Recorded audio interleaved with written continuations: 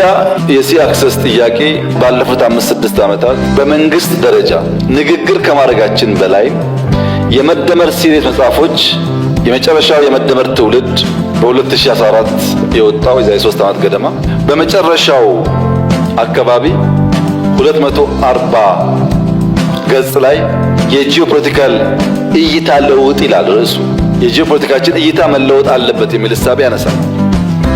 ቀይ ባህርንና አባይን እያነሳ ቆይቶ ገጽ 245 ላይ በሁለት የውሃ አካላት ስር ይላል። የመንግስት እሳቤ ሁለቱን ውሃ በሚመለከት ምን እንደሚመስል ቁልጭ አድርጎ ያሳያል። የዚህ የሁለት ውሃ ናሬሽን የመደመር ትውልድ ላይ የተቀመጠው የትውልድ ጉዳይ ስለሆነ ኮንሸስ ነበር። ትውልዱ ይህንን ጉዳይ ሲሪየስሊ አይቶ ምላሽ መስጠት አለበት የሚል እምነት ነበር። በሚስጥር ግን ሳይሆን በግልጽ የተጻፈ ነው። ማንም ሰው ማየት ይችላል።